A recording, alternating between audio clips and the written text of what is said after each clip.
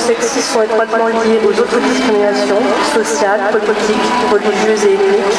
La résistance pacifique des femmes, leur lutte contre les violences et les discriminations ont joué un rôle important dans le développement des mouvements démocratiques au sein de la société iranienne.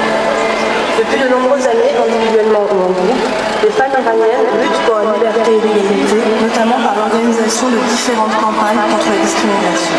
Elles subissent la répression, insultes, violences, arrestations et emprisonnements. Nombreuses sont celles aujourd'hui emprisonnées. 8 mois se sont écoulés depuis la dernière élection présidentielle en Iran et les contestations populaires qui en ont découlé.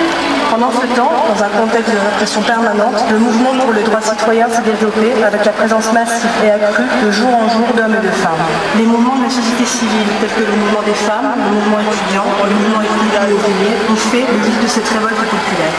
À mesure que le mouvement pour la démocratie s'étend, la répression étatique se renforce. La répression contre les militants et militantes civiques et politiques iraniens et iraniennes s'amplifie. Violences psychologiques, physiques et sexuelles, arrestations, insultes, lourdes sanctions d'emprisonnement et exécutions.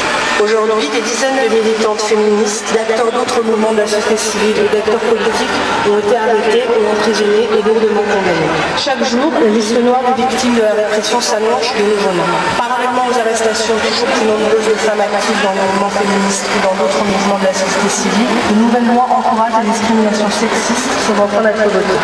Au moment du 30e anniversaire de la Convention internationale pour l'élimination des discriminations envers les femmes, que l'Iran n'a pas signée, nous vivons dans ce même pays pour le 30e anniversaire de l'affirmation des discriminations sexistes prônées par la charia.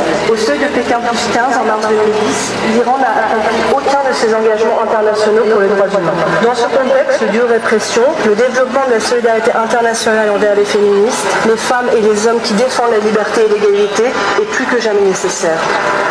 En présence d'une censure totale, les mouvements de la société civile iranienne sont devenus, dès leur début, leurs propres médias pour interpeller les défenseurs de la liberté et de l'égalité dans le monde entier et les appeler à être solidaires.